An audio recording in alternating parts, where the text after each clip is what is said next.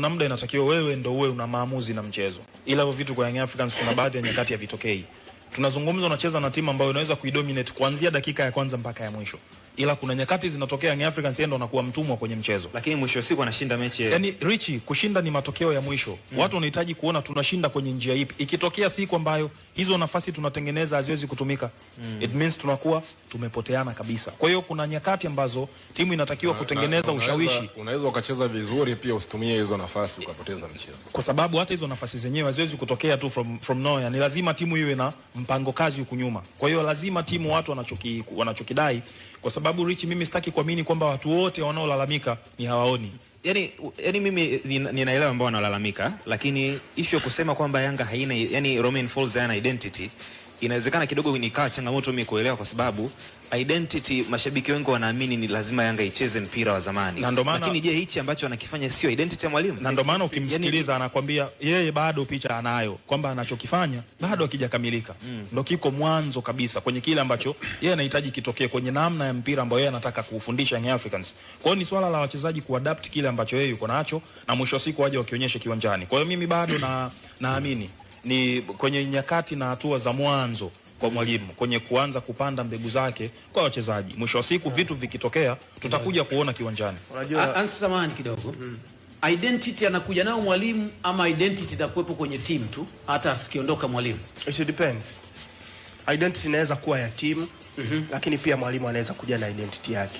Identity ni utambulisho kwa Kiswahili. Utambulisho Kwa mfano identity ya Yanga ni tunasema ni tic-tac football. Kampa tena. Hiyo ni identity ya Yanga. Hiyo ni kuanzia lini? Toka enzi huko. Kampa tena. Sio kweli toka enzi. Sio kwamba ilianza kipindi cha Hans van der Ploeg kwa hiyo. Hiyo ni ya miaka sasa hivi. Kikawaida labda niwasaidie kwa sababu kidogo mimi ndo nimekula chumvi hapa kuliko. Yanga na Simba zamani, kwa miaka ya zamani, Yanga ilikuwa ni timu ambayo ina mpira kama unavyoiona Man United ya zamani ile. Mpira pasi chache golini. Sisi hatujali sana mpira huu tumechezaji. Cha kwanza tupate ushindi. Lakini pia part of identity ya Yanga ambayo hata kwenye historia, kwa wale ambao wanajua historia ya mpira wa nchi wanaweza kukubaliana na mimi, Yanga always katika mpira wao ulikuwa unakuta kuna flying wingers, kuna washambuliaji ambao wanajua kufunga, na wale midfielders wanaopiga sana pasi ulikuwa unawakuta Simba, na ndio hata jina la Lunyasi kwamba bana sisi ngoma tunaiweka kwenye nyasi inatambaa chini. Na Simba ndio watu pekee nchi hii ambao wamewahi kuwa na attitude kwamba wanaweza wakapoteza mchezo lakini wakaridhika kwamba tumecheza vizuri. Mimi nimewahi kuiona mechi moja ya derby mwaka nadhani 98 au 99 ile, Simba alifungwa 3-1. Moja kati ya nyota mchezo siku hiyo alikuwa ni bwana mdogo wakati huo, Kalimangonga Kaliongala, akiwa mwanafunzi tu nadhani ya miaka 18 17. Ulikuwa unatakiwa tuambie tu hii identity hapo nyuma, alafu turudi kwa yeye, yani kwamba okay ilikuwa subiri kidogo kamanda. Mwanzoni kwamba hizi timu zilikuwa zinacheza hivi. Unajaribu kutuleta ili watu waone hii identity ambayo wanaizungumzia.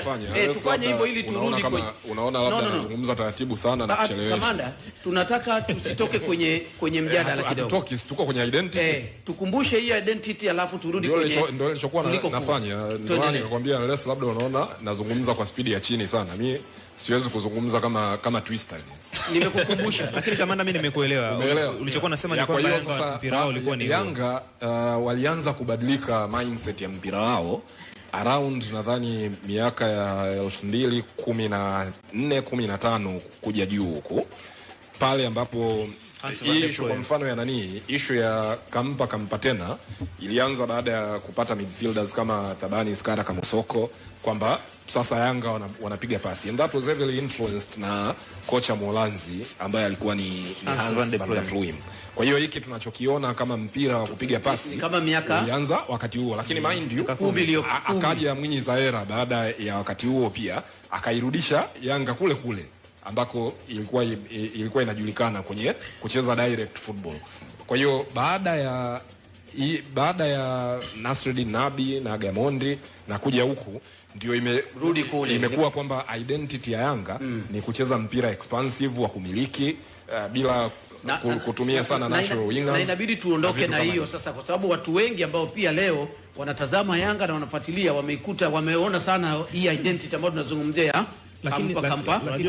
Unapozungumza miaka 10-11 tayari ni zamani. Na ukienda Yanga pale penyewe ukiwauliza identity yao wanakuambia ni kampa tena, mpira wa pasi nyingi, ndio utambulisho wao uliokuepo, you see. Kwa hiyo wanahitaji kumdominate mpinzani, wanahitaji kudictate, wanahitaji kupress, wanahitaji kufunga magoli, wanahitaji kucheza mpira mzuri, ndio utambulisho wao. Lakini honestly hapa katikati wamekuja pia walimu ambao sio waumini zaidi wa kampa tena, ila wamekuja na identity zao tofauti. Kwa mfano ukimtazama Ramovic ilikuwa ni pure counter attacking football, lakini ambayo imemix na heavy metal football. Mashambulizi ya Yanga yalikuwa yanatengenezwa kwenye transition, pale ambapo mpinzani ana mpira anatoka nyuma, akifika katikati ya uwanja wanampressurize, wakiiba mpira, no back pass, ni mbele, wamefunga magoli. Nadhani wote tuliona jinsi ambavyo Yanga Ramovic ilikuwa inakimbizana kweli kweli. Kwenye issue ya identity ina depend. Anaweza kuja mwalimu na utambulisho wake, lakini pia utambulisho wa klabu unaweza ukawepo. Kwa mfano ukizungumza Chelsea, identity ya Chelsea ni ipi? Hit or loss. Toka kipindi kile cha kina Jose Mourinho. Lakini wamepita walimu wengine ambao wana identity ya tofauti, si ndio? Barcelona ukienda kuna TikTok iko pale imetulia, na Ajax Amsterdam imetulia. Ukienda Manchester United ni pure counter attacking football. Lakini hapa katikati wamepita walimu ambao sio waumini pia wa counter attacking football, si ndio? Liverpool gegen pressing, identity ziko pale. Klabu inaweza ikawa na identity yake, lakini anaweza kaja coach ana identity ya tofauti na watu wakakubaliana nao, mradi matokeo mazuri yafanyaje? Ndio nilichokuwa nauliza Rich kwamba kwa nini tusiamini kwamba leo sasa hii ndio identity ya Yanga ni kampa tena, lakini kama subiri kidogo na Falls kaja sasa na ya kwake na matokeo yanapatikana. Mimi nataka nizungumze kitu kimoja. Ndio nimesikiza interview yake. Of course ni kocha ambaye anaonekana na confidence, lakini pressure tayari imemuingia, kwa sababu timu za Tanzania wakiamua kukupressurize wanakupressurize kweli kweli. Ukimsikiliza anasema kwamba anajua timu yake inaelekea wapi na anataka kuifikisha huko ambako haikufanikiwa kufika miaka ya nyuma, kwa maana ya michuano ya kimataifa, kwamba Yanga wamekuwa wanaishia hatua ya makundi, robo finali, anataka kuvuka pale. Kwa hiyo anasema hizi rotation ambazo unaziona anafanya mabadiliko ya wachezaji, anajua nini anafanya. Pengine anahitaji kusave energy kwa wachezaji ili waweze kutumika kwa muda mrefu huko mbeleni, kwa sababu anaamini season ni ndefu sana. Ila mimi nataka nimwambie kitu kimoja. Sifa ya timu kubwa kama Yanga ni kushinda mfululizo kwa ushawishi. Ushawishi ndio namna ya kucheza sasa. Of course. Hichi ambacho kinatokea sasa hivi, inawezekana timu inapata matokeo, inapata clean sheet, lakini mimi binafsi sioni utambulisho mpaka sasa hivi wa Romain Folz. Mimi nikiwauliza Yanga sasa hivi inacheza mpira gani? Counter attacking football, power play football, TikTok, scoring goals football. Yaani unacheza unafunga magoli unamaliza mechi. Mpira ambao watu hawafungi. Ndio hiyo sasa inawezekana. Hiyo mpira watu wanafunga. Ila mimi swali langu Richi ni kuulize tu, yani identity ya Folz mpaka sasa hivi ni ipi? Mpira mirefu. Mimi mirefu. No, unajua yani mimi unajua kwa kumalizia malizia ili mwingine hapa. Mimi sina wasiwasi na yeye. Ila ninachotaka timu inashinda, ila aonyeshe utambulisho wake. Mimi kupitia mazungumzo ya Hans, mimi nina swali. Kamanda, mtakuja kwako. Kwa George Magunga naenda pale. Kwa nini watu wanazungumza hivi sasa? Mwisho wa siku tunaweza tukailaumu labda hata management ya Yanga kwa kumwajiri mtu ambaye hawajui anafundisha mpira wa namna gani. Sijui umenielewa. Kwa sababu kama watu wanaanza kulaumu na huenda hata pressure iko kwa Yanga wenyewe viongozi, ni kwamba wao wenyewe walikuwa wana expect kitu ambacho hawajui huyu mwalimu anafundisha mpira wa namna gani. Hapana, sio kweli. Ni sawa na wewe unavyoomba kazi hapa. Ukiandika CV utajaribu kuweka vitu vinavyohusiana na hichi ambacho unakuja kufanyia kazi hapa. Kwa makocha CV yake lazima ina game models. Yani inamaanisha Muli ata include aina ya soka ambayo anapenda zaidi vijana wake wacheze, mifumo, na hiyo mifumo sio mfumo mmoja. Ikishindikana labda plan A, plan B, mfumo itakuwa vipi? Unanielewa? Na anapokuja kwenye timu kutengeneza identity, sijui kwa nini tunaijaji hivi, lakini identity neno pana. Watu wanajaji kwenye namna ya kucheza. Umesema uone mwalimu identity yake ni ipi, utambulisho wake ni upi? Kwenye kuzuia,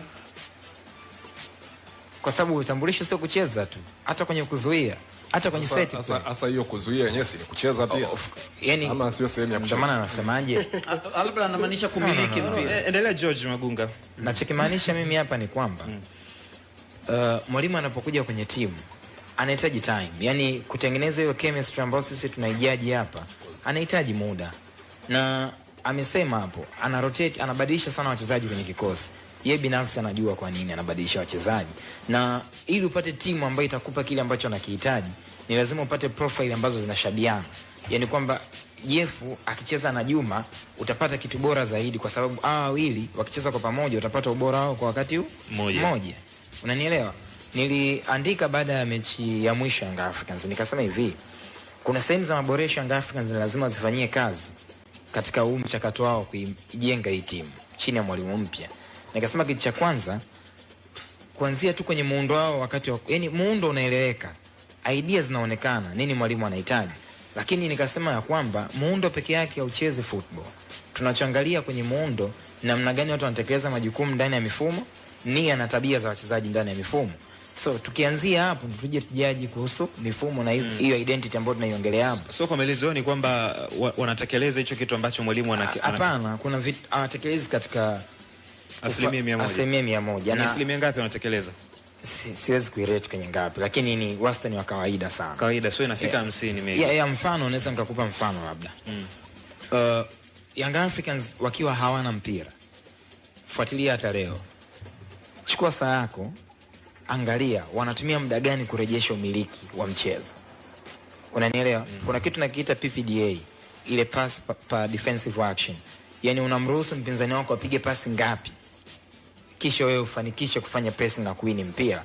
Wana take time, wanachukua muda. Hii inaonyesha kwamba hata tu bila mpira bado hawako sawa sawa. Intensity, kasi ipo chini, pressing yao haina nguvu wala haina muunganiko. Wakiwa na mpira, niliandika kitu kimoja kwamba kwenye ile team save kwenye eneo la kiungo, Azizi ndo mtu ambaye anaperform vizuri sana kwa viungo wa chini. Lakini mwalimu anahitaji timu ikiwa na umiliki wa mpira wa uhakika, Azizi ashuke katikati ya mabeki wakati wawili kutengeneza mstari wa watu watatu. So nani anakuja kuconnect wale watu watatu na watu 6 wa juu? Kwa maelezo yako kuna wachezaji hawaelewi kile ambacho mwalimu sasa hivi anakihitaji. Inawezekana wanaelewa, lakini utekelezaji bado. Utekelezaji ni bado. Kwa nini utekelezaji ni bado wakati michezo imeshafika 5 sasa hivi tangu mechi imeshafika 6 tangu mechi ya kwanza ya Rayon Sports mpaka sasa hivi? It happens, inatokea kiza. Kama alivyosema kwamba wanahitaji muda. Inatokea. Michezo 5 hiyo imechezwa ndani ya kipindi kama cha mwezi hivi. Sasa wakienda miezi miwili kamanda, labda miezi miwili mitatu, bado utekelezaji ni 0, watu tutakuwa tunamlaumu wachezaji au ni mwalimu? Kwanza kabisa, I don't know where you're getting the idea kwamba utekelezaji ni 0. Kwa sababu unajua mpira guys hauko vile ambavyo tunalizungumzia. Unajua kuna baadhi ya vitu tunavizungumza, I don't want to say tunazungumza vitu ambavyo hatuvijui, tunajua, lakini labda tuna struggle kwenye kufafanua ama kuwasilisha kile mtu ambacho unawaza. Yes, ni kweli kabisa kila kocha ana identity yake. Lakini identity pia ni kitu ambacho wakati mwingine tunakipa umuhimu ambao haupaswi kuwa mkubwa kama ambavyo tunatoa. Nitakutolea mfano. Ukiangalia lineup ya Yanga kwenye mechi ya mwisho, picha unayoipata ni kwamba wanatumia mfumo wa 4-2-3-1. Mabeki wanne kwa mujibu wa mchezo uliopita ule, Kibwana kulia, kushoto Boka, katikati Baka na Job. Juu yao walicheza Diu Kabuya pamoja na Aziz. Sawa. Juu zaidi wakacheza Max, Pakome na Muda. Sawa. That means kwamba Max na Pacome wanatokea at each flanks na Muda anakuwa ni attacking midfielder. Sawa. Mbele akacheza Dube. Hii lineup yenyewe kwa huu mfumo inaweza ikakupa picha ya idea ya jinsi ambavyo mwalimu anataka mpira uchezwe. Sawa, kwa maana kwamba amelenga kubalance team, kuipa team balance, kwamba you have 2 fullbacks, you have mabeki wanne, you have 2 typical defensive midfielders ambao ni Duke pamoja na Aziz, ambao watasaidia hawa wachezaji watatu wa mbele wanaoshirikiana na mshambulizi wacheze kwa uhuru zaidi without having to worry kuja kukaba. Mtu kama Muda ambaye sometimes anakuwa ni defensive minded, akiwa ana watu nyuma yake kama Duke Abuya pamoja na who is this guy Aziz, anajua kabisa kwamba bwana, mimi sina kazi kubwa sana ya kurudi nyuma zaidi tu ya kazi ya kulink up mashambulizi. Na nadhani lineup ya Romain Folz, Richi, kwa muda wako unaweza ukarudi ukaangalia lineup za Romain Folz, zote zinaakisi hiyo idea ya mpira. Sasa unapokuja uwanjani sasa wakati wa mechi, hasa mechi ya ushindani, cha kwanza kabisa, whether unatumia mfumo wa back 3, whether unatumia mfumo wa 4-4-2